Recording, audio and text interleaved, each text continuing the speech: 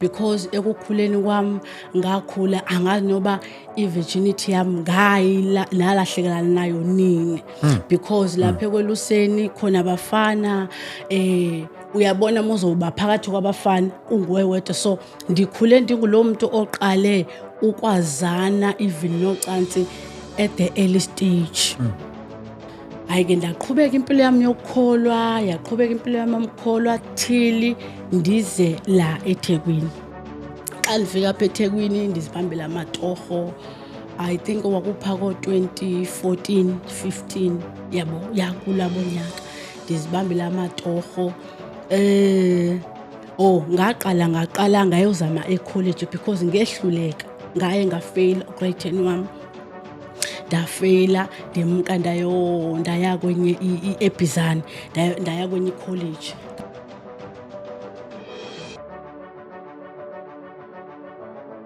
Asibingelele egameni lika Jesu Kristu waseNazaretha. Siyabonga kakhulu bazalwane. Greetings in the wonderful name of Jesus Christ. Thank you so much for tuning in. Igama lami ke ngo-ST wakadlamini.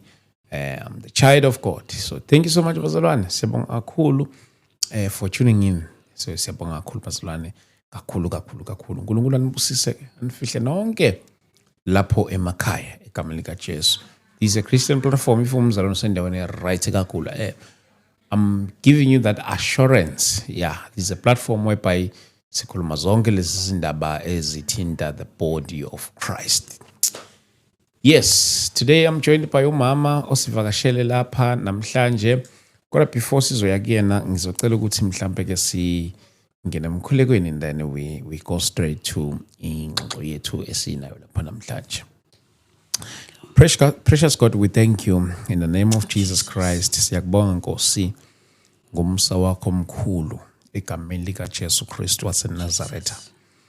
Baba wethu engcwele siyakudumisa, siyakubonga uNkulunkulu wethu engcwele egameni lika Jesu Kristu waseNazaretha. Baba wethu omuhle, uNkulunkulu wethu engcwele phakama njalo Nkosi yomusa nakulezi ingxoxo singena straight kuzona. We pray ukuba zibe influenced by your spirit in the name of Jesus Christ. Baba wethu engcwele siyakubonga, siyakudumisa uNkulunkulu wethu engcwele ngomsa wakho omile kuze kube phakade ngegama lika Jesu Kristu waseNazaretha. We thank you Father for your grace, your mercy in Jesus mighty name, God we thank you. Amen. Siyabonga kakhulu bazalwane. Angithatha lithuba ngibingelele once again and then bese ngamukela umama naye lapha namhlanje. Mama, angithatha lithuba ngikubingelele ngiwamukele egameni lika Jesu. Ngiyabonga tata uDlamini kakhulu egameni kaYesu. Ngiyabonga ngelithuba alandele bani. So ndiyabonga kakhulu. Kusiyami.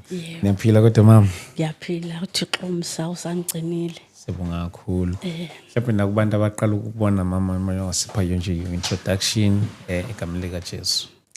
Igama lami ndinguNandipha ngokuzalwa uNandipha kwaYinsa from Eastern Cape eFlagstaff. Okay. But ke ngoku sendingumama uNandipha Mzolo. Yes, so sengashadela la eThekwini. Okay. KwaMzolo. Okay. Yes, ndingumntwana kaNkulunkulu ke ngiyakholwa ngisindisiwe. Thixo wandenzela umsanda bizomntwana wakhe. Yes. Wow, mama siyabonga kakhulu egameni lika Jesu. Yeah, bese lokho sixhumana sibonga inkosi uba ize isiphe leli thuba esesize salithola lapha namhlanje. Sithema sikhuluma lapha mama sikhuluma nje isikhashana esidlule ukuba ku-19 inkosi eyibekile kuwena. Mhlambe ngale nje kokupholisa amaseko. Mhlambe masingangena straight kuleyo nto mama inkosi ekuthume yona. Okay, ngiyabonga kakhulu. Ngicela ukuqala kancane kwi-background yami. Okay. So that ndizofika la ekwethuleni into uNkulunkulu ayibeke enhlizweni yami. Okay. So ngokuzala ezingishilo I'm from Eastern Cape originally. So ndifike apha eThekwini noko senikhulile for ukuzofuna umsebenzi. But ndizale Eastern Cape ndikhulile ndakhula ngaphansi kwesandla sabazali ababini, umama notata. Bekukhonzwa ekhaya, besikhonza eZiyoni.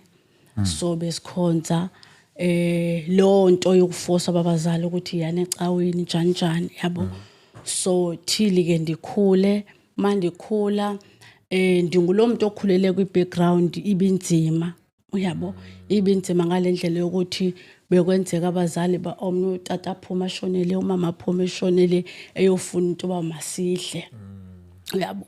So sakhula ke nasesikoleni umuntu uhambe wahamba wangakwazi ukufikelela la afisa ukufikelela khona. Eyona nto umuntu yamphusha wagcina esefika apha eThekwini. So fast forward ndakhula ke kuleyo mpilo enjalo, but praise God abazali bethu bebesiphethe kahle kakhulu. So kuthe 2012 ndangena e-high school ndiyokwenza ugrade 10. Ngafike ke khona, I remember it was January February, kwakunguMarch if andinaphutha. KwakunguMarch kune SCO. So ngafika sasezininzi usathana izinto esendi introduce kuzo ezingizalwe kwikhaya ndakhula besezininzi usathana into ebendi introduce kuso umjolo. Mna mangathi nje background yami kancane nihlehle kancane, I'm that person owayekhula ekhaya, ndakhula ndalusa amabhokwe. Yabo, ndandiselusa umfana kwakuyena efanele ukuthi uyalusa wayesemveni kwami ushize uyimncane, then kubezwe sisters zami ezindala. So bendikhula kuleyo background ke ndibuye esikolweni ndiyokwelusa ndisemncinci kakhulu. So into eziningi zenzekile phayana ngendlela yokuthi ndithe mase ndikhulile kwazi into ezindibetha kakhulu, because ekukhuleni kwami ngakhula angazi noba i-virginity yami nalahlekelana nayo nini, because lapha kweluseni khona abafana uyabona mozoba phakathi kwabafana unguwe wedwa. So ndikhule ndingulo muntu oqale ukwazana even nocansi at the early stage. So ndakhula ke ndinjalo. I remember kwake kwafika komnyunyaka kudume lento ngasekhaya yenciyo lapho kuthiwa intoni ngesizulu, kodwa lento yokuthi bahambe bayohlolwa amantombazane. So kwafika lonto isisters zami sazi happy, ndandishaya uvalo because ndandisazi ukuthi makuthiwe ekhaya masiye khona mina ngizofike ndivezeni, because kule yanto bendihlale kweluseni ndagcina sendilala nabafana dinga understand bakwenzakalani, uyabo. So but ke yagcina lonto kungafocusanga kuyo. So ke ndakhula nje ndingulo mntwana onjalo. I remember nakwimizi ndandla ngokuvakatsha kuyo ndifike ndilele okanye sizolala, uyazi emakhaya mangabanye beleli phansi abalala balele embhedeni, ndileli ne sisters, uyabonga ndizibaluleke, ndileli ne sisters dizeni uthi yabona umuntu uyakubamba bamba, yabo, uyakubamba bamba andithi nasemdala kunawo. So uyakubamba bamba enkomeni unga understand uthi uyambona uyagcina nayo sethathe sakhe isandla. So ndakhula ndingulo mntwana o expose entweni engayi understand ba into, but ngokuya ngokukhulu kwagcina sengathi iyona mvelo yami ukuthi kufuneka niphile kanje, uyabo. So ndakhula ke ndinjalo thili ke ndifike e-high school. I remember ndasendi expose nakulento yobutabana. Yasendi expose nakonke nangona yayisaqala, but ndasendifila ndinama feelings abantu besifazane. I remember omnye nje ndaze ndam-approach, uyabona, and usathana nayo ke lento yokwenza ukuthi into mosafika kuyo ungaphoxeki, uyabo, zanga abena lento ukuthi uthi ukuthina wena, but waba yancuma nje intombazane sangabantu abazophinde bathethe. Kanti ndizoya kwi-SCO ndandingaqhelanga ke ukungena khona ngebreak kwakunabazalane abathandazisayo. So ndiye kule room xa ndifika segqikiwe ukuthandazwa ndingene ukuthandaza uqedwe kube sekuyathiwa sicela ukusuka lapha ya bemeje abazalwane athi umuntu makazisho ukuthi igama lakho ungibawa uyakholwa noba kakholwa na. Batsho I'm like hayi kamasindiswa nalento ke ucalula. And nanize ngento yokuthi ndizobheda la. Okay. So mayifika kum ndithi ndikunandipha wakayinsa andikholwa kodwa ndiyagayela ngenye imini ukukholwa ndisindiswe. Hayi ke kube sokuyathandaza kuvalwe kuphunye ndithi ndisaphuma ndibizwe ngomnye ubhuti. Lo bhuti lo wedla ngokuthandazisa ezilayinini andibize sebephumile abanye. Uma engibiza athi ungubani ndizitsho athena ndivile uthi awusindiswanga but uyahalela ukusindiswa ngenye imini. Ndithi ndiyahalela ke ukusindiswa ngenye imini. Athi why ungamthatha uJesu? So engqondweni yami kuringe izinto endinazo ndithi hayi no ngeke ngikwazi ukuthatha uJesu. Athi mamela mwamkela uJesu uzosusa yonke lento, akumele uqala ube ngcwele before wamkela uYesu. Athi so ungamamkela. Ndithi okay ngamamkela andamkelisa uYesu. Hayi ke uma ndamkela uYesu kwaba ngathi kunomoya ophumayo kum ndasala ndilula. And xa ndiphuma lapho ndaphuma ndithi you know what ndiyakholwa ngisindisiwe. Hayi ke ndaqhubeka impilo yami yokukholwa yaqhubeka impilo yami yokukholwa till ndize la eThekwini.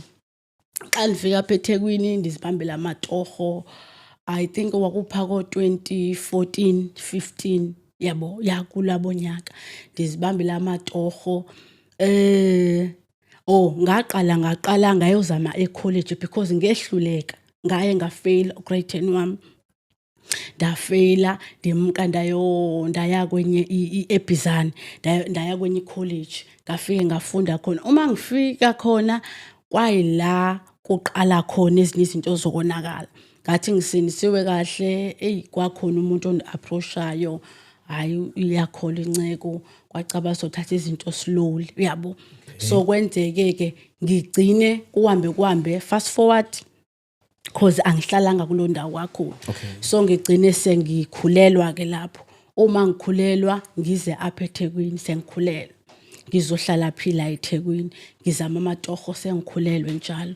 Okay it's fine. Ekubeni sengizalile ngibuye mhlambe umntwana okanye weyogqiba unyaka engibuye ngizibuyisele enkosini. Mangizibuyisele enkosini ndithi you know what ndifuna ukukholwa ngoku. Ngisindiswe ngiqhubeke ndisindiswe kuzothi ngisaqhubha kanjalo ngibe ngihlangana nenye inceko akwakula ku Facebook. Hayi ke kulandelelwane gcineke lenceko sesithetha nasecaleni iza ngomshado yabo. So ndibe nalento ukuthi wevele basiginqa ngale mishado. Hayi ndibe ngathi andimnakanga ize yakhele because ndimnikeza iattention yabo. Ize yakhele lento enhlizweni igcine sendimnikeza inamba yami sesithetha sigcine sesijola. Okay kuzokwenzakalani ke masijola sizojola emveni ngoko sigcine sesibonana. Leyo mshado sisayithe kancane sesiyabonana sesiyalala uyabo. Hayi ngicela ukuphoza kancane kule ndizongena kule ndizobuyela kuyona. Okay so yenzeke yonke lonto ke so sengishadile ke ngoku. Ngicela uzale ukushada ngishade. Uma ngishada angishadi lona ne sengila angithi ngifike ngawa kulowa yenzeka lonto yokulala ntontoni saxabana ngamshiya.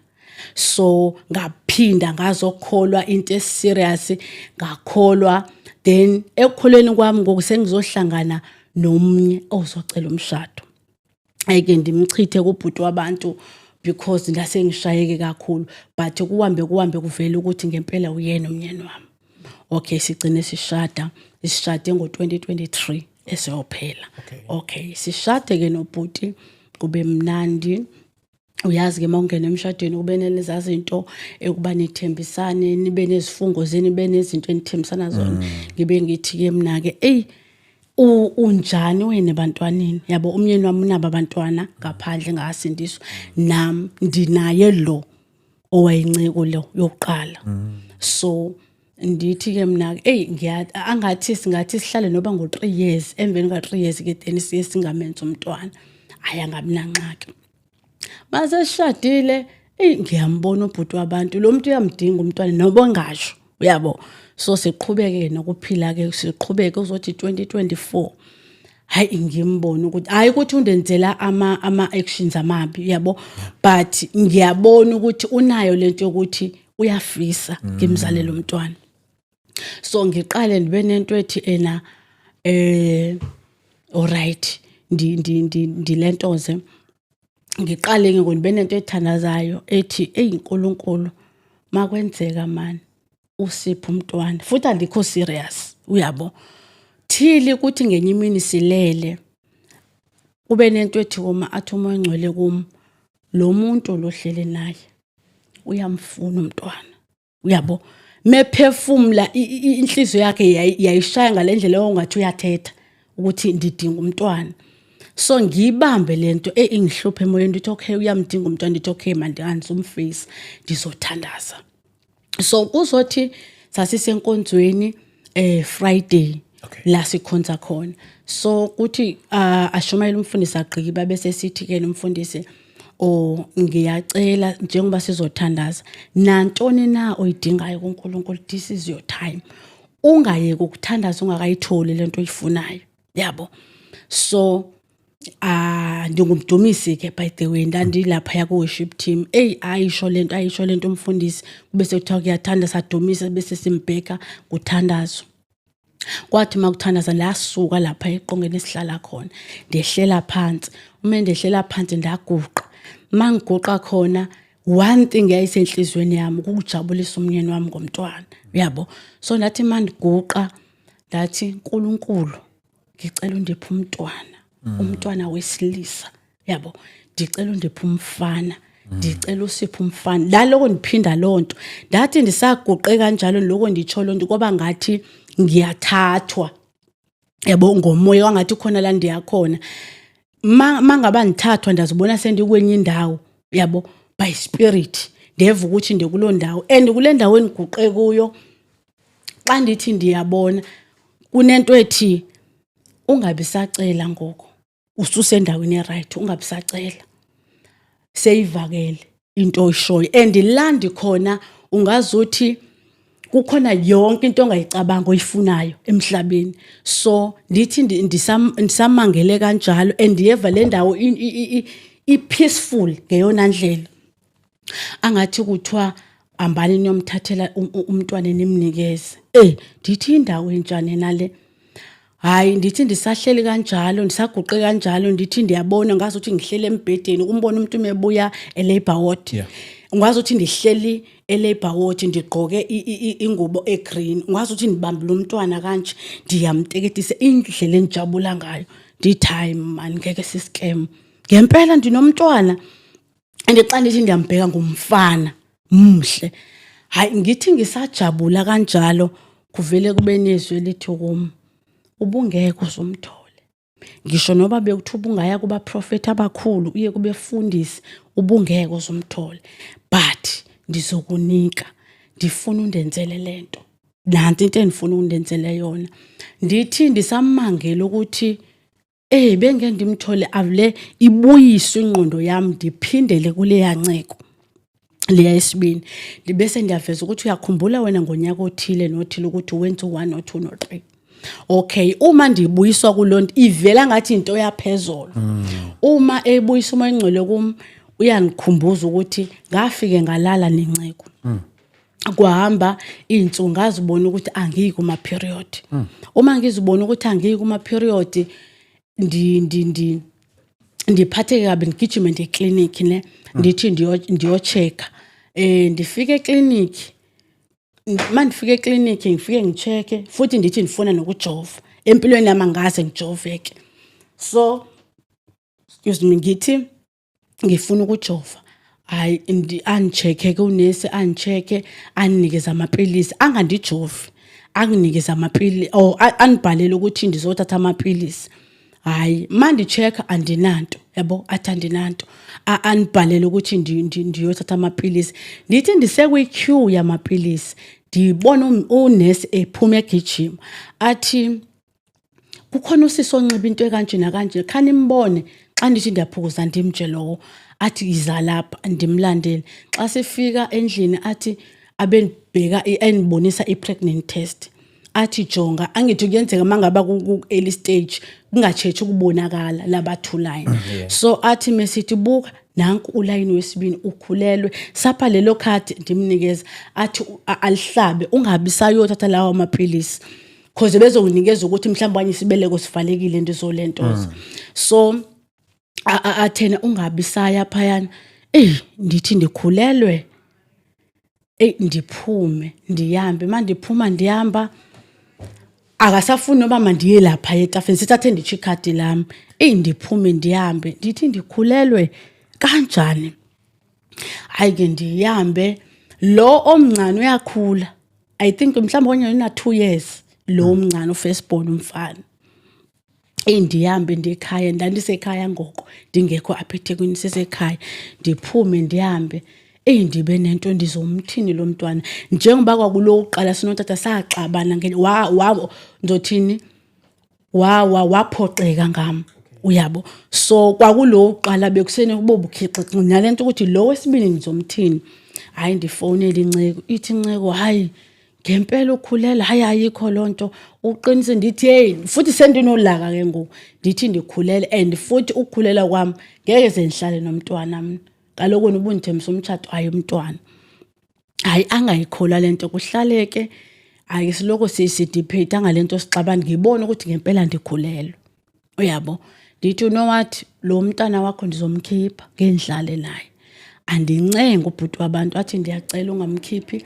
ngicela uzozokhulela la ekhaya mongamfuni ndithi ngeke uzobethwalwe nguba emveni konke ndiyibreak nje into enayo alright ngiqale lapho ngiyasokola ngisemakhaya ndiholela lo mntwana hayi engqondweni yami sekuringa into yokuthi ndikhiphe lo mntwana ndiphinde lesibhedlela manje ngifike esibhedlela ndanive kuthiwa ayenziwa ama-abortion manje ngifike esibhedlela kuthiwe ndibiza unesi ecaleni yayiselihlazo ke emakhaya lento yokuthi ufuna ukukhipha isisu ndithena bengicela ukubuza mongabe ufuna ukukhipha isisu avulathuka phebusweni futhi umboni bunolaka athi asikhitshe isisu apha ufuna ukukhipha isisu hamba uye ePort Elizabeth bengiqonda bakuphina lapho ndizofika kanjani athi asikhitshwa la ndiphume xa ngiphuma kwenzeke ndisetown ndihambe ndibheka lamaphepha afike ebhaliwe esibondeni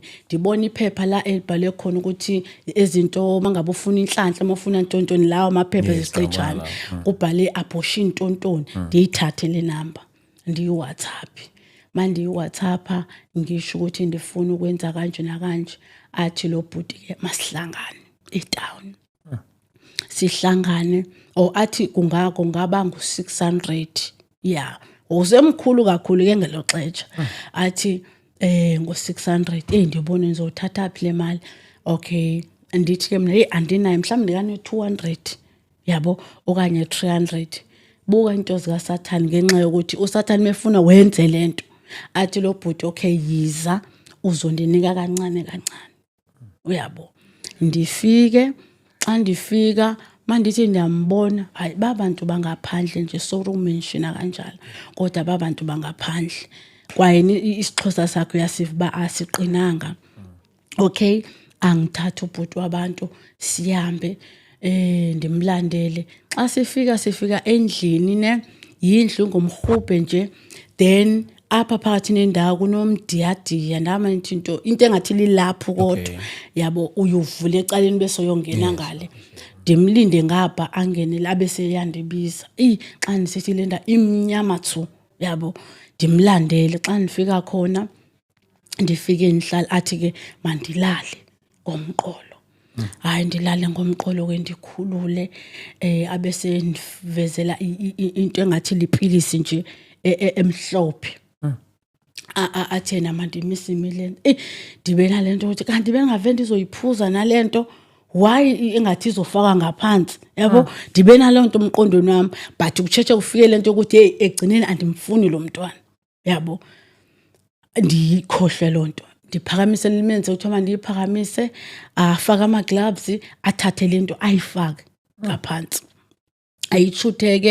ayishutheke lento kuhlaleke nje isikhathi athi mandime nje nikanyakazi athi even doctors bezala and mangabe usufuna omunye umntwana uzomthola isafe le into hayi ke uyancokola ngowenza lento okay hayi ndihlale abese yangixelela kuba mase ngiqedile ndihambe ngizothenga ntontoni ndithenga into manje niphuza itiya nabo ndihambe ke ndiphinde endlini angiphinde endlini la ngempela ndenze le manje ngifike ekhaya andinayo nalento ukuthi emakhaya ngenzeke ndibonwe uyabo andinayo nje kwayileyo nto and futhi ke yenzeka clean ngalendlela ukuthi ekhaya kunotiswanga khange nibe negazi elininzi uyabo kwavele nje kwayilento ebengixelele yona okay ndilibona bandilivalile leyo chapter leyo ndiyibona bandivalile iphele nje kanjalo njengoba sendibuyeleke ekusindisweni sendiza le yasemshadweni ke ngoku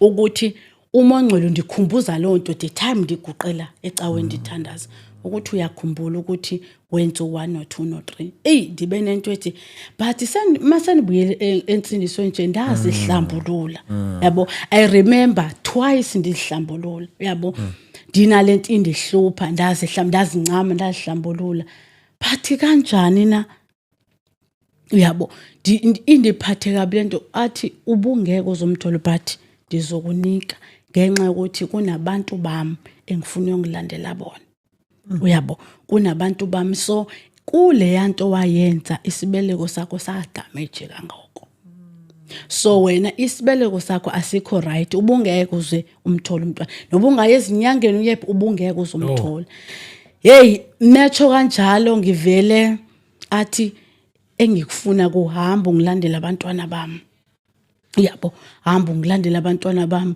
ngithi kanjani disatsho kanjalo uyaqhutsheka ngiyathandaza apha ecaweni okay ndivele nibe nento okay uNkulunkulu ndizoyenza lento othi mandiyenze enhlizweni yami kunalento yokuthi ndizothini kulotata umntwana uyamfuna so ndiphoqelekile ukuthi mandiyivume lento ekuthiwa mandiyenze andiyazi bangizoyenza kanjani uyabo so ndithi okay noba into uNkulunkulu as long uzondinika umntwana noba into uNkulunkulu ndizoyenza hayi nangempela ndibuyele bese ngqondweni zami xa nibuyela ndisecawuni kuyathandazwa indlela endandikhala kwaungathi ndibethiwe ndilila ndicinga into eyi1 umnyeni wami waze wamane wangiqala soba kwenzekile nakulosisi andikwazi ukuzibamba nalento ukuthi elihlazo kwangathi yenzeke phezulu and lento yokuthi isibeleko sami sigugile ndizoyithini leyo nto ayike ikukhonje kuphunywe kuwanjwe kwakulate Friday sifike endlini aqala umoya engcwele angixelela athi into ozoyenza ndifuna uhambe la ndandikhonza khona ke yaqala kanjalo athi hamba ndifuna uhlele uzoya kumfundisi uzoya kutata umfundisi umtshele into enifuna ukuyenza ufune ukubizwa kuzoba neconference ne then uyothula lento uyongibizela abantwana bami and uNkulunkulu labo wanginikeza even ama verses wathi ngifuna uyonilandela abantwana bami lapho ndithi ke mina ke ngizobalanda kanjani sofike ndifike ndithi mina empty phela lonto ukuthi hayi ndakhipha isiso and then what uyabo athi into ozoyenza uzofike khona ke angazi ngenxa yesikhathi angifuna alright so kunama verse engawanikezwa okay kunama verse endawanikezwa elokuqala ngicela siye ku Genesis chapter number 3 Genesis chapter number 3 verse 2 noba singaqala kuyena 1 lithi elami noba ningamhlanga ke esizulwini ukusifunda inyoka yayinobuqili kunazo zonke izilwanyana zasendle ayezenzile usimakade uNkulunkulu yathi kowesifazane ushilo yini uNkulunkulu ukuthi ningalokothi nihle nako wodwa umuthi osensimini na waphendula owesifazane wathi uthe singadla izithelo zanoma yimuphi umuthi osensimini, kodwa uNkulunkulu wathi ningasidli isithelo somuthi omile phakathi nensimu, futhi ningasithinti ngoba niyakufa nokufa. Iyaqhubeka ke, but because of time andifuni sidle isikhathi. Eyesibini ikwisambulo, ngicela uvele nifunde kube kanye, senzofunda egcineni. Kwisambulo chapter number 12 verse number 10, ngicela sifunde u10 and 11. Verse number 10, ngase ngizwa izwi elikhulu livela ezulwini lithi, manje isifikile insindiso namandla nobukhosi bukaNkulunkulu wethu negunya likaKristu wethu, ngokuba usephonswe phansi ummangaleli wabazalwane bethu obamangalela phambi kukaNkulunkulu imini nobusuku. Bamnqobile ngegazi lewundlu nangezwi lobufakazi babo, ngokuba abathandanga ukuphila kwabo kwaze kwaba sekufeni. Ngicela sime lapho. So then ke uNkulunkulu unikeza lamazwi ukuthi uyofike inhloso yami ukuthi uyongilandela abantwana bami, because uSathane leyanto owayiqala ensimini yaseEdeni yokuthi afike akhohlise uAdam noEva badle isithelweni, yila saqhubeka nayo namhlanje ayenzayo. So into uSathane ufike athi yenza lento, uyazi ukuthi uNkulunkulu akayifuni. So uthi ke ngoku hamba uyondibizela abantwana bami labo abafike balukuhlwa nguSathane okanye badonswa nguSathane obadonsela esonweni, ufike ungilandele bona. Usethi ke ndithi alright, kube leli elikwisambulo chapter number 12 usethi lithi lapha yana lithi bamnqoba nokumnqoba, yes, uDrago, yes. So usethi lapho waqala lapho wandibuyisa ekutheni mina ke ndingumuntu odomanyana, uma uzonithuma funeka into yakho uzama okanye uma uzothetha nami uzama ukuyichaza. So usethi uNkulunkulu into eyenziwe nguSathane uphumile laphandle, because yonke uSathane into asebenza ngayo yinto esezweni likaNkulunkulu. So uSathane amazwi asebenza ngawo okanye ivesi asebenza ngaleli liseBhayibhelini. So uSathane uphumile ukuthi alukuhle okanye adonsa abantwana bakaNkulunkulu ngobufakazi. Uzondibonisa ukuthi udala if uyakhumbula sisanda kusindiswa bekurare ukuvuma umuntu athi mina ndi-Satanist, mina ndibulele, kodwa in these days umuntu uyakwazi ukuthi aphume athi mina ndabulala, aphume athi mina bendeli Satanist, angabi nandaba, because lento kusezwini likaNkulunkulu ukuthi kuzoba nesikhathi whereby uzomnqoba uSathane ngezwi lobufakazi bomlomo lwakho, hayi ngezwi, hayi ngeyintshuma hayi ngani, but ngezwi lobufakazi. Yila uzomehlula khona, because uSathane into ese-exposiwe akakwazi ukudila nayo. Uma uSathane usumhlazila akasakwazi. So usethi uNkulunkulu ndigijimile, because kukhushwe even ama-platform uSathane, because thina bandlu yokholwa sisayibambe kuMateyu, yabo, asikaka understand. uSathane ukhipha abantu ukuthi thina silinde ukuthi Sunday siyofaka abantu information, but uSathane Monday to Sunday wenza sure ukuthi kunama platform praise uSathane, kunama platform afike aguqule amazwi ashiwo uNkulunkulu, uyabo, kunama platform akhushiwe ukuthi umuntu woza uzokhuluma inkinga ekuphethe thina sizokusiza. Uma usuthi uyalandela umuntu asho inkinga yakhe enkulu engaka, bese kuthiwa uma usumamela ukuthi uzomsiza ngani, akanayo into yokumsiza, uyabo. So izwi likaNkulunkulu uma lisesandleni kaSathane lize neconfusion. Uma lisesandleni sikaSathane izwi noba kungeli kaNkulunkulu but lizokudestroya, uyabo. But uma izwi likaNkulunkulu likuNkulunkulu liphethe ingcebo, liphethe ukukhulula, kunomhlabelelo sesihlabele sithi uyasiza ngeqiniso, unothando. So uthi uNkulunkulu ke manje izomrepresentela lonto okanye manje izomphamisa ukuthi uyasiza ngeqiniso, and unothando. Hayi lethina sekuthi uyasiza uyasiza ngeqiniso. Kumele uconfess, uvume. Uyabo. Then obese nginikeza nezwi eliku 1 John chapter number 2 verse 1 lalithi khona ngakho bantwana bami uma nona yazini ukuthi sinommeli yabo sinomthetheleli onguJesu Kristu. Uthi uma omnye wenu ona uyabo Yesu uvumelekile ukuthi uma singone, but if ke sekwenzekile wona yazi ukuthi sinommeli onguKristu Jesu okwamanje usame njengommeli, but kukhona la kuzotshintsha khona ame as ijudge. So ndiphuthuma nalowo myalezo lo ukuthi wabulala uyazazi ba wenzani, either wabulala uma ngcelo khona la wanikhombisa khona ukuthi engixela ukuthi even abanye even nakwizifa banazo, uma uzobheka ukuthi okay mhlambi am HIV positive, uma usubuye emva ukuthi ukuze utholele HIV kwenzakalani, uzothola ukuthi ukuze uthole lo HIV wemka wolala. Izwi lenkosi siyalazi ukuthi uma ungashadile awunako ukuthi ulale, yabo. So even ndishukhula kowena emakhaya uyazi ukuthi uma ungashadile akuvumeleki ukuthi ulale. So kuleyo opportunity yokwenza isono uSathane wangenelela lapho.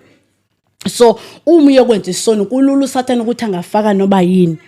Omnye uzothi mhlambe isibeleko sami sine cancer ndathini muya mlandela ukuthi kwenzakalani ukuze kube njalo. Mhlambi ndemka ndayoshithanda lala nendoda yomuntu, ndemka ndochitha ndenza into ethile, ndemka ndathi kuleso sono owawuyosenza, kuleyo ntsimo owawuphuma kuyo, yila uSathane wangenelela khona. Uyabo, yila wangenelela khona. So uNkulunkulu ukuze akusize kumele ukhulume ngeqiniso, uyom-expose uSathane ukuthi kwenzeke u1 no 2 no 3. Then usethi ke ngokuNkulunkulu uma usuvumile ithiwe uJesu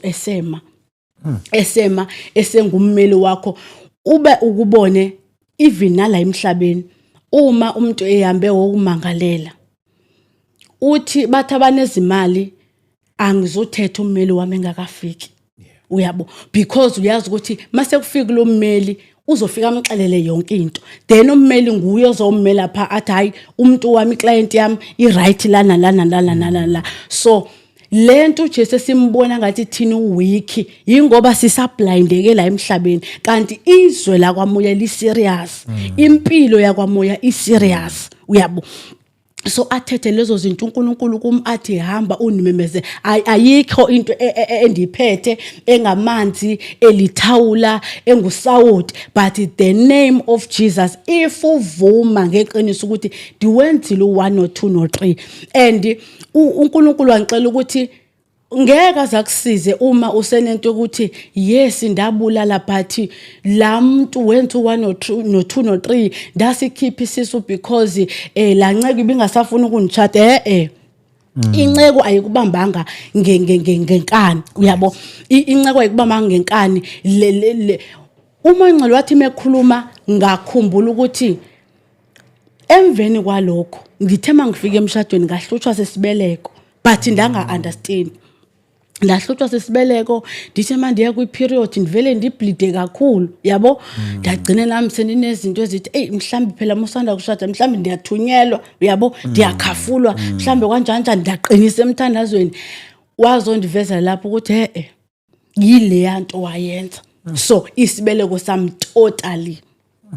So what uma ungihambela nale message abantwana bami oyidingayo uzoyizwa, ndisho nobuphi ehambele kuyo uzoyizwa and uzophenduka. Hayi ngibe sengisithi alright baba ndizoyenza lento oyishoyo, but kulambono bendikuwo ndiqale ndabona undinika umntwana. If ngempela nguwe ndicela ukubona umntwana, ndicela ukubona ndikhulelwa, then ngizosukuma. Uyabo.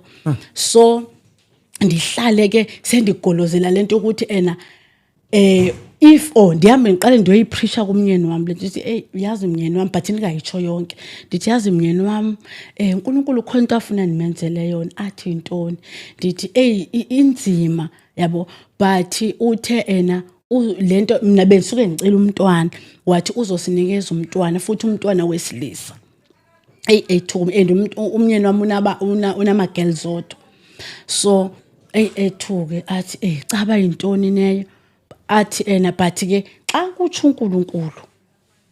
kutsho uNkulunkulu ndizokusupporta kulonto ozoyenza athi mandimxele ama details ndimkhele ukuthi kube kanje nakanje nakanje but ke ndilinde yena ukuthi nangempela mase ngaba ndivile ukuthi nikhulelwe hayi ke ndizoxuma ndihlale ke ndigolozele lento ukuthi hayi angiboni ukuthi mhlawanye beniphupha yabo mhlambe inyongo hayi kuhlale kuzothi ngenye imini ngisecaweni it was Sunday umfundisi athe esasho methula umfundisi ezoshumayela abingelele athi mebingelela athi ngicela ukubingelela ngicela ukuprofeta kancane ngicela ukubingelela nalowo oselichachaza isibelethweni ndithi hello ngiyakubulisa wamkelekile in the house of the Lord ethi mesho kanjani vende rhaqwela uvalo yabo manje ndithi ndibheka umyeni wami hayi manje ndithi ndibheka abazali abayiva kwayilento ndithi hayibo ndivende rhaqwela uvalo kube ngathi kushoku ndithi kungenzeka naNkulunkulu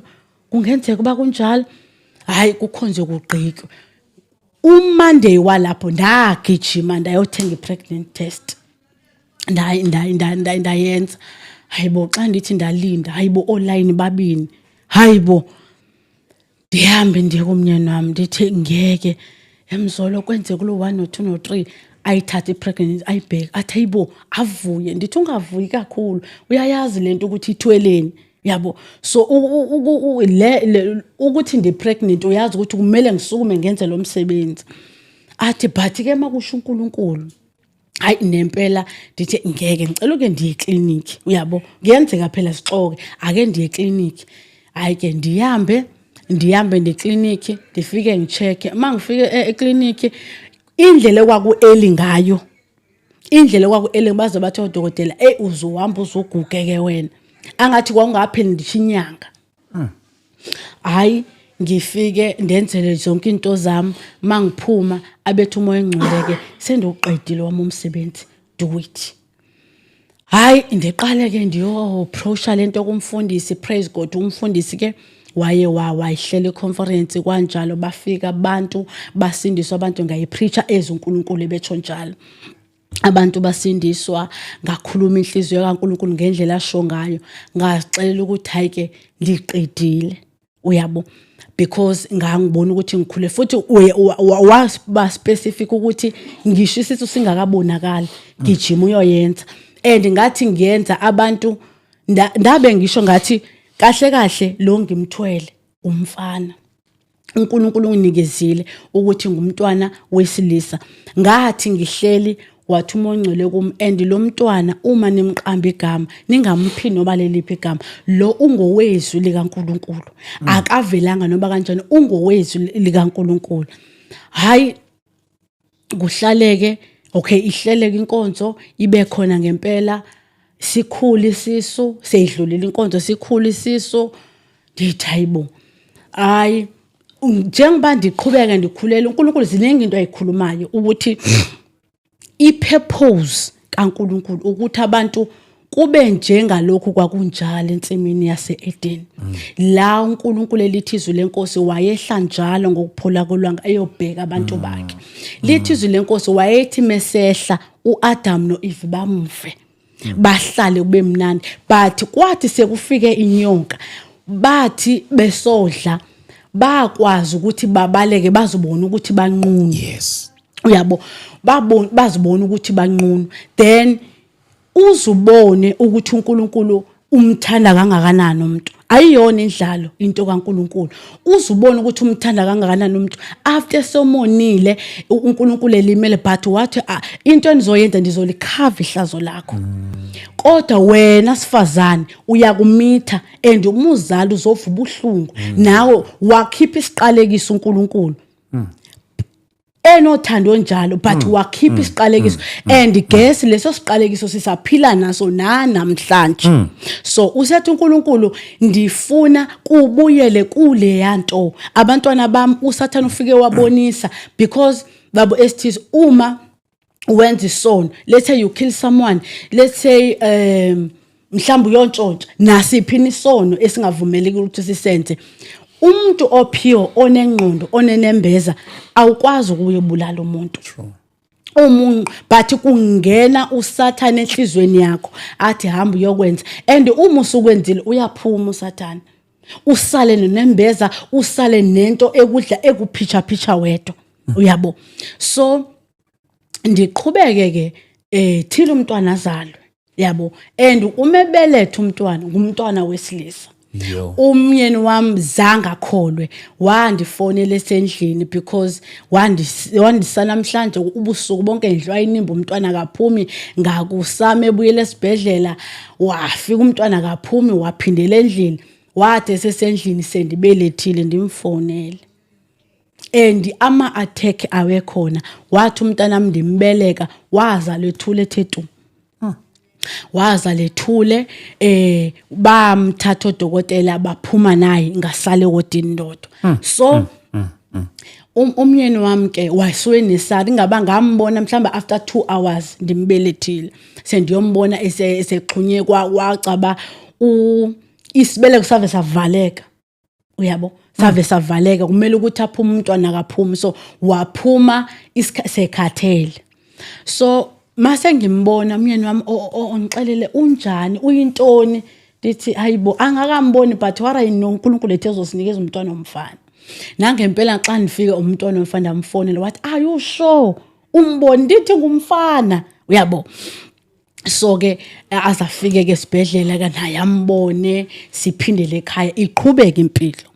So uma iqhubeka impilo lokho ndivala ngako babo ST angisazi isikhathi basithini. Okay. Yes, before mhlambe ke kube khona okushoyo lokho ndivala ngako. Okay. Before then ke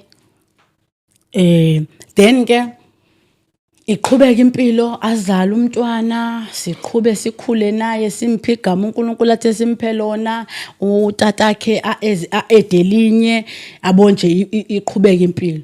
Ngicela ukuthi kwakuyinto edlulayo because kwakunzima ngendlela yokuthi babo ST kunzima ukuma cause la besikhonza khona umfundisi ibrother yomyeni wami.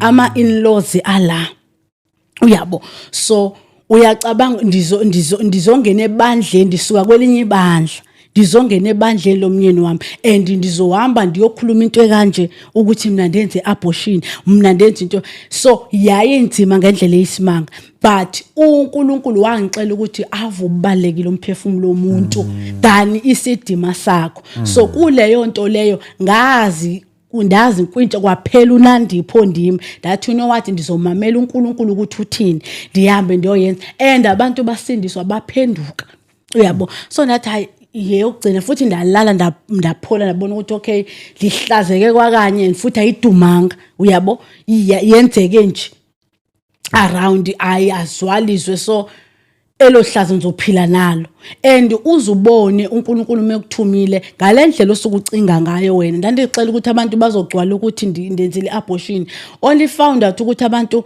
noba ndandifakazile abasakhumbuli noba uNkulunkulu wandipha umntwana, ndathi uzondipha umntwana ongumfana kuba njani but babambe lento bona ababanjwe nguye uSathane leyo ukuthi ndenze abortion ihlazo zange bayibambe lonto, uyabo. Abazalwane babengekho kuyo yonke lento mina bendinewari nayo. Abantu babheke lento ukuthi wosazi uNkulunkulu uzosiza, uyabo. Abantu begijima umuntu asho ukuthi mina ndenzile not once not twice, uyabo, kaningi asho omnye ukuthi hey mina ndenze 1 or 2, hey mina ndinenkinga esibethu, mina ndikanje nakanje, uyabo. So ngahlala ke ndinalonto ukuthi abuye umoya ingcwele kimi. Umntwana sekhona sesisi it was bekulast year unyaka usuzophela, if bengango November bekungo December. Abuye umoya ingcwele kimi ndithi ndilele, mangilele ungazothi ndihamba nosisa bathathu siyahamba nje uma sihamba sinyuka nje intaba kodwa kuyontaba enkulu xa sinyuka mina niphakathi nendawo khona lo sisi ndiyabazi ukhona omnye ngaphambili and kulaba sisi ukhona omnye wabo owaye wasofuna ukumelelwa nguNkulunkulu after leya testimony wazothi ukuthi nami eneneni yenzeka into ngo1 no 2 no 3 uyabo wamkhulula ke uNkulunkulu so ngizombona la embonweni ungaphambili ndiphakathi kube ngomunye siyenyuka uma sinyuka ngathi sidlula abantwana abadlalayo uyabo abadlalayo babhuquza ngomhlaba sinyuka uma sihamba la kube khona umntwana othi umama ndiphukuze uma ngiphukuza laba bavele bandlule bemke angiphukuza mangithi kuvele umntwana wentombazane mengabe vela ethi esaphakamisa ubuso same time ndixele ukuthi uyintombazane ndibonisa igender yakhe kuthi iminyaka yakhe ku7 years ayibo and man sithi une short hair umpofu muhle agijime athi megijima nalethi lo mntwana wafana nampho yabo ndisephupheni njalo lo mntwana wafana nami athi megijima ugqokile ingubo nje engishort sleeve agijime ndifike ndimfunqule uma ndimfunqula ukumbona umntwana xa ngaba kade wamgcina and kunala bond so uma ugijima ufika uzolala la esifubeni sami so ndivalola thando ndithi sendimbeke esifubeni kube nento ethi kum eyibhatha kasaphili lo muntu kutheni lizombeka esifubeni same time ndilentoze ndimehlise uyabona like ndiyisuse inhloko manje ndimbheka lo mntwana ufana nami ndivele ndethuke but ibond esinayo uyabo unalento uthi mama ndithi ngumntanami lo yabo ndivele ndethuke uma ndethuka ngikhathazeke ngendlela esimanga and uma ndethuka into eringayo ukuthi kombe nguba igama lakhe uyabo ndinalento uthi kombe ngubani igama lakhe ngumntampati nguba igama lakhe hayi ndilentoze ndivuke ndimsherele umnyeni wami ethi ndithi mnyeni wami ndibone umntwana wami ndiboniswe umntwana wami lo endamkhipha maybe nje 1 second mama ngicela ukwenza kanje webafo ngicela ungifonelela ngibona nango baba lo uyangifonela ngicela ungifonelela just ukuze ukuthi uthini manje uyalahleka ilo siqaleni yes singaqhubeka mama sorry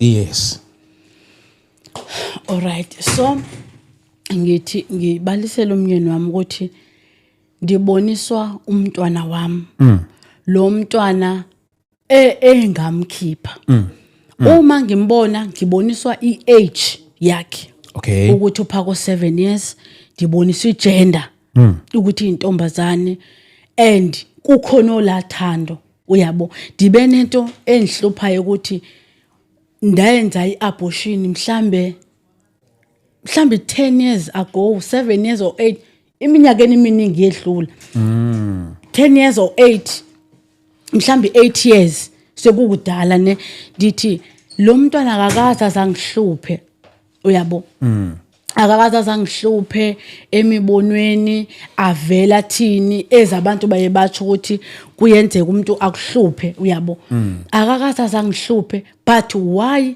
ngizombona kanje uyabo so ndizame ke ukushare iphupho nasebantwini abantu babe confused ukuthi mhlambe kutheni na yabo ndingabi nayi answer lihlali ngihlupha lento but hayi ukuthi lokho ngimbona kwenzeke leyanto leya ngihlale till one day ndithi xa ngivuka ndivuka umoya ngcwele okangathunda ibhalele yonke into yabo abe seza kum okay ndithi mangivuka ndivuke ku clear kubha athi umoya ngcwele kum ngumntwana wakho lo owamkhipha so uma wenza iabortion uma ukhipha isisu and uzomangala bhuti ST ukuthi uma ukhipha umntwana thina ngokwethu sizixela ukuthi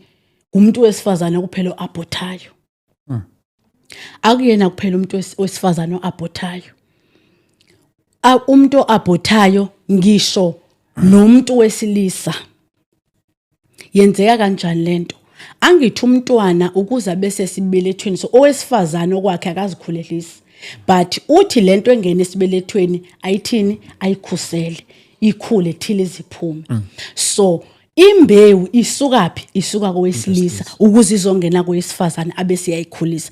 So kunama abortion enzeka mhlawumbe omnye uzothi ndandingakasindiswa, omnye bese ndisindisiwe okanye kanjani, but kunabantu okhipha imbewu yakhe athi kunoma ndimithise ngcono sendiyikhiphele kuplastic, kungcono sendiyikhiphe kwicondom. But le ya condom akuyo condom nje, and lawo ma-sperm ungoma sperm nje ngumntwana. Angithi lawo ma-sperm ife bengene kumuntu wesifazane bekuzoba ngumntwana. So i-abortion ngulo wamntwana ombulala, because njengoba wena ungafunanga ukuthi angene esibelekweni, still kusengumntwana and uyakhula ngale, uyabo. Njengoba nami ndithe mesefikile esibelethweni ndathi ndiyamkhipha, still uyakhula ngale, uyabo, and kusengumntwana. So wandichazela lonto kumoya ngcwele ukuthi abantu izwe liyabhubha baya abhotha, uyabo. Abanye unalento ukuthi ndisindisiwe, ndiyintombi noJesu, andifuni ukuvela, ahambe ayojova okanye ahambe ayolala ngoplastic, insizwe yami yokhipha umntwana wayo. Lo wamntwana omlahlile uyakhula ngale, and lo wamntwana uyamazi utatakhe, uyabo. Lo mntwana omkhiphayo uyamazi mamakhe. Buka kulombono ukuthi la mntwana ubedlala nabanye, sidlula lana siba u3, but ubize mina ndaphukuza. Uthe mama kanibizanga ngegama, katsho ngibani Nandipha, uthe mama kwaphukuza mina, laba baqhubeka bahamba. Isono nesono osenzayo siyamazi umniniso, uyabo. Isono siyamazi umniniso. So la mntwana uyamazi ukuthi kahle kahle mina ndibelonga kuleya family, uyabo. So same apply nowesilisa. Uma uhamba uyofeba ufake icondom, uthi angifuni uba expose kumkama, angifuni uba expose ecaweni, angifuni uba expose, uthatha icondom, la mntwana uyakwazi, uyabo. And ungakhohlwa ukuthi uNkulunkulu unguyise wenkedama. Uyabona la mntwana ongena tata ohleli ngale, la mntwana ongena mama, uNkulunkulu umbhekile. And la mntwana njengobehleli pha naye uyakhala, uthi uNkulunkulu nangu umuntu wangiphuca ithuba lokuphila, yabo. Nangu lo mama wandiphuca ithuba lokuphila, and yena uyaphila nefamily yakhe. Nangu lo tata yena wazi ukuthi mhlawumbe ungene emshadweni unabantwana bawu3, iqiniso bawu5, abawu2 bangale, uyabo. So wathi uNkulunkulu hamba uyonibizela abantu, but it's not ngubani, ayi wonke umuntu ozosinda babo ST, but yilowo ovumayo, othi uNkulunkulu ngiyaxolisa, ngiyavuma, ulibone iphutha lakho, ube guilty, so that ezothatha uJesu umthwalo wakho ube ngowakhe, because yena uhlatshelwe ukuthi thina sibe bahle yena bemumbi.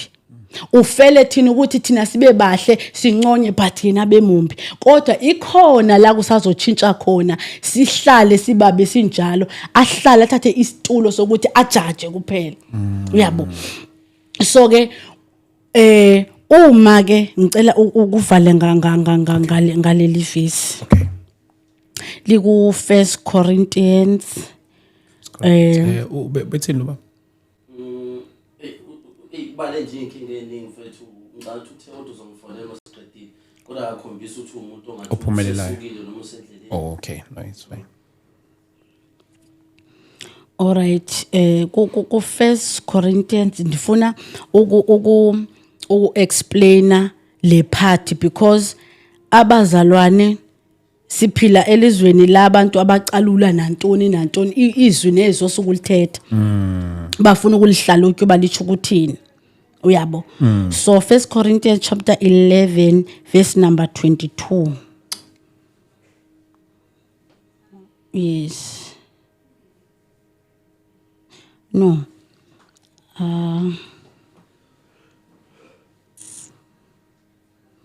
chapter 11 22.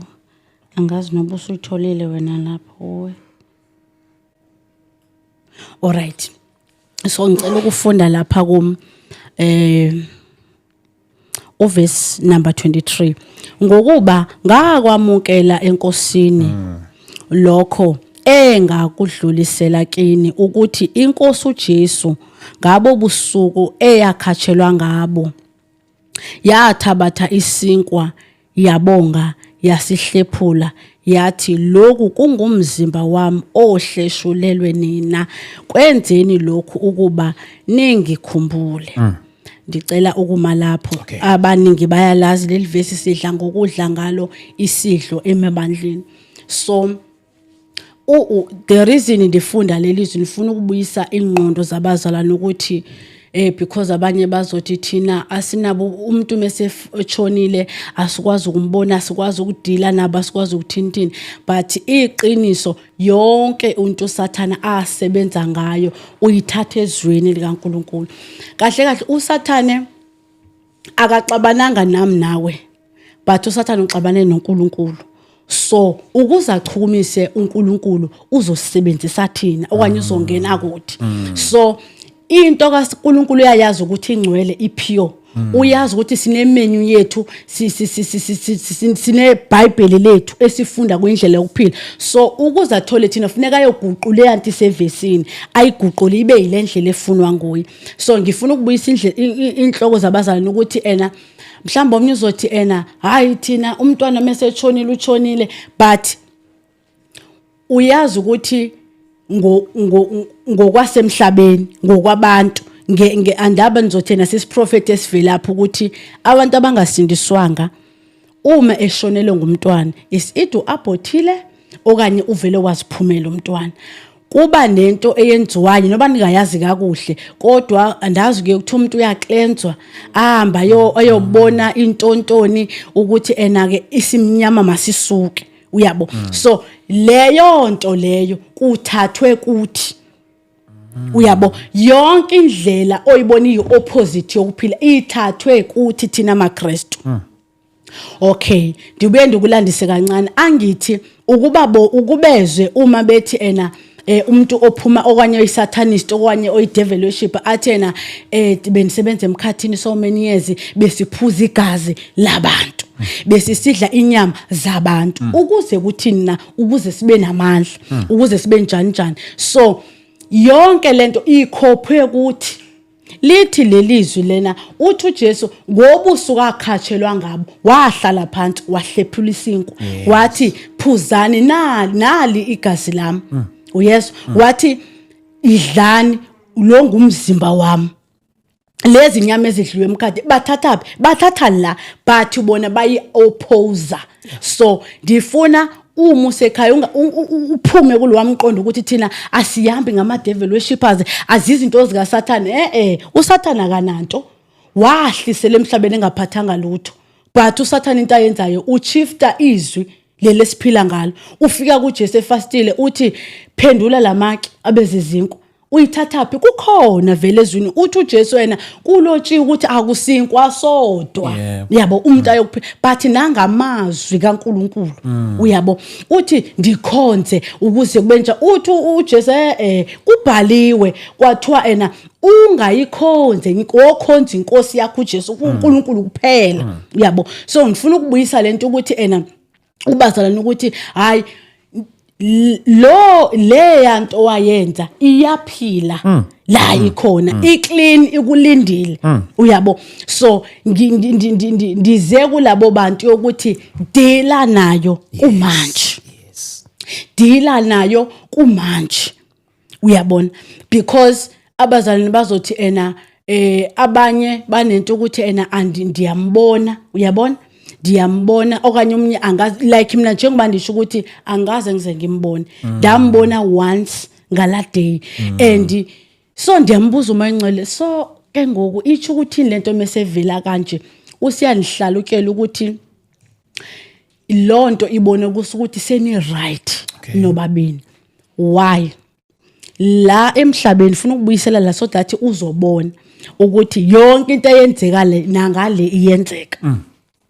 Uma angithi babu ST uma ndikwenze into embi other ndikuntshontshele okanye ndikulumazile wemka wonimangalela kuvula idocket yabo makuvula lelo docket leyo kusho ukuthi uNandipha kwabanibani uyafunwa wone wena then uma kwenzeka babo ST mhlambi ndikuchole somewhere ndikudonse ndithi babo ST ndiyaxolisa yabo ndiyaxolisa nganto yonke mfethu endikwenza yona ndiyacela ungandibophisi into oyenzayo wena uma uthola enhlizweni yakho ungixolela angithi kuyahanja kuyovalela docket ufika ukuthi wena hayi vele unanku umuntu owandenza into ethile but sendimxolele mayingabisaqhubeka lonto livali docket so na kanjalo lo mntwana lo ube ngummangaleli uyena umuntu obengimangalela njengoba ndiphila uyena umntwana bengimangalela so esebuya kusekunala bondi use right uyabo use right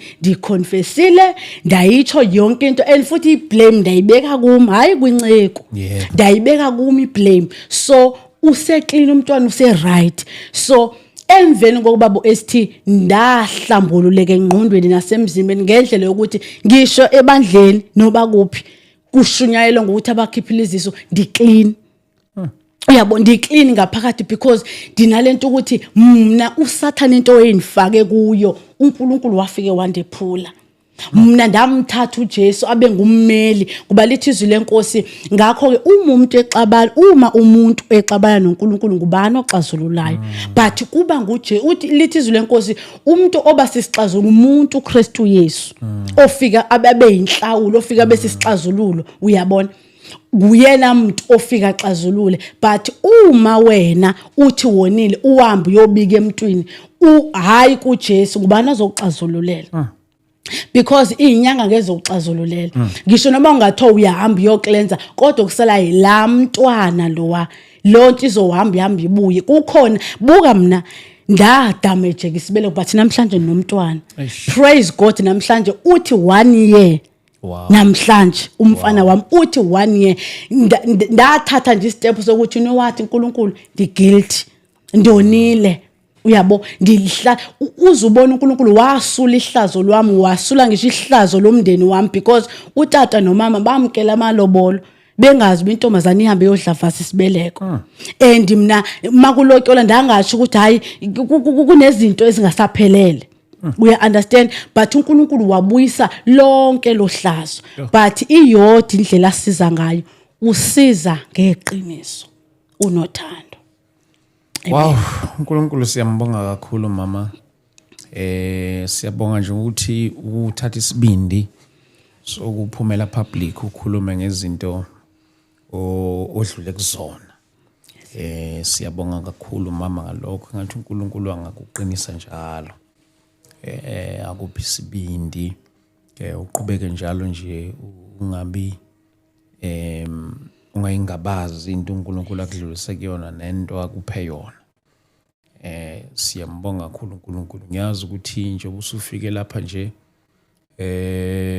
nenkosi ikunikeze lo msebenzi ukuthi ikwazi ukuthi uphilise nabantu abahlangabezana nezimo ezifana na kanje.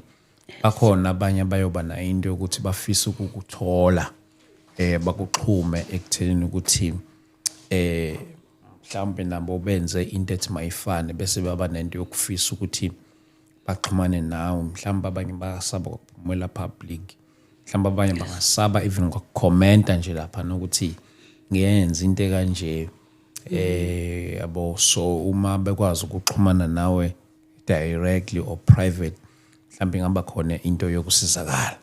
So angazi mhlawumbe if ungakhona yini ukuba shiyela nakulabo abafisa ukuxhumana nawe. Number yami because yona active kakhulu because go Facebook TikTok ndimncinci yabo. Number ngo 031 071 73 70 299. Iphinde ngizothi 031 yeah 071 73 70 299. Wow.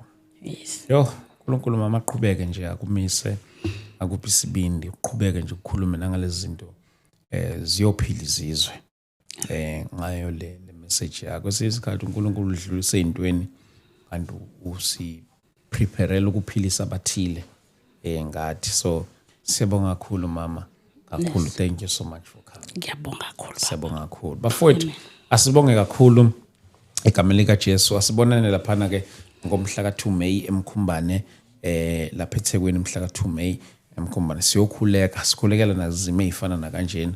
Sibonane khona lapha bafowethu starting from 10 ekseni egameni lika Jesu Kristu. Sibe sinaye ubaba uBishop Chiliza kanye no baba uBishop SP Dlovu.